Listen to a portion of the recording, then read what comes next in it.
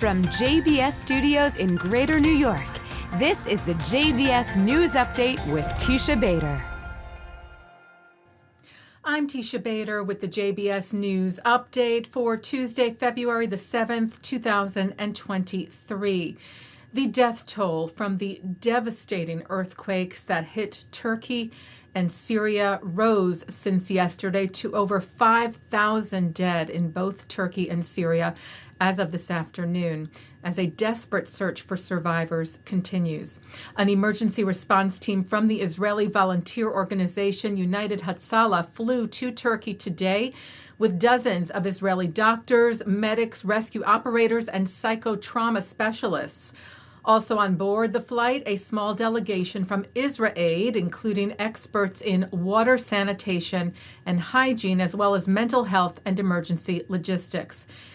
The IDF delegation from Israel, with over 150 men and women in the Home Front Command Emergency and Search and Rescue units, landed in Turkey early this morning and are now on the ground searching for survivors. Just ahead of the flight, the head of the delegation, Colonel in Reserve Golan Vach, spoke to reporters about this important mission. Our goal is to save lives. We believe that life could be saved still in this time slot. The conditions and the circumstances are difficult. The weather is cold and the destruction is severe. But we have enough resources and our experience that we believe that if we shall coordinate and collaborate with the Turkish government and emergencies, we could still find lives, and I hope that it shall be so. Israel's ambassador to Turkey, Irit Lilian, shared a photo from the municipality of Tel Aviv, lit up with the Turkish flag, as a symbol, she said, of solidarity with the Republic of Turkey, tweeting, "Our heart is with you." The Times of Israel said the head of a small Jewish community in Antakya, Turkey, Saul Senudioglu, and his wife Fortuna were among the missing as the building they lived in collapsed like so many others. The Times noted that there has been a Jewish community in Antakya for over 2,500 years, although there are thought to be only 12 elderly members left in that community, including the missing couple. U.S. President Joe Biden will give the State of the Union address tonight with special guests invited by the White House to join First Lady Jill Biden and Second Gentleman Doug Emhoff in the viewing box.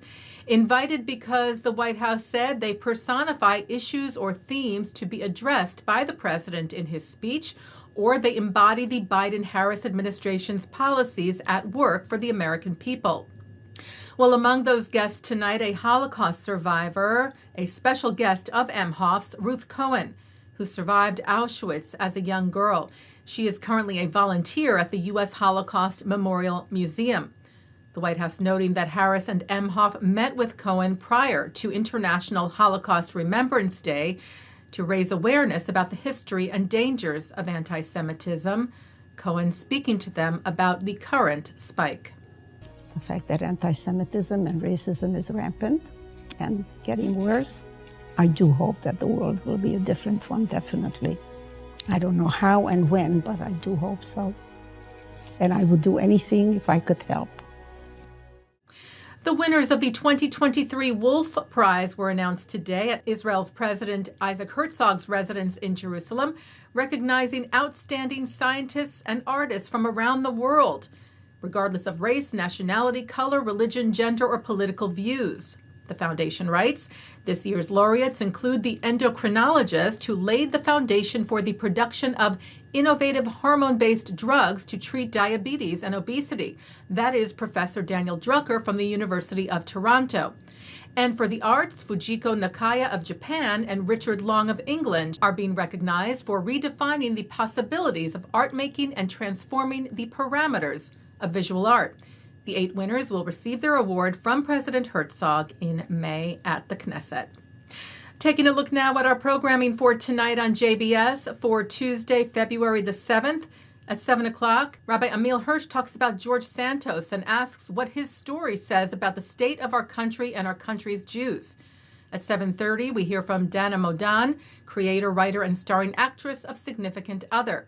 At 8, the ZOAs' Liz Berney speaks with author of Pick Up Some Dust, Home Depot co-founder Berney Marcus, and Home Depot financial analyst Catherine Lewis about his memoir.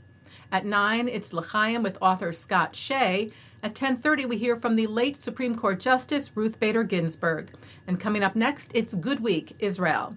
And that's the JBS News Update for Tuesday, February the 7th, 2023. I'm Teisha Bader. Stay healthy, stay well.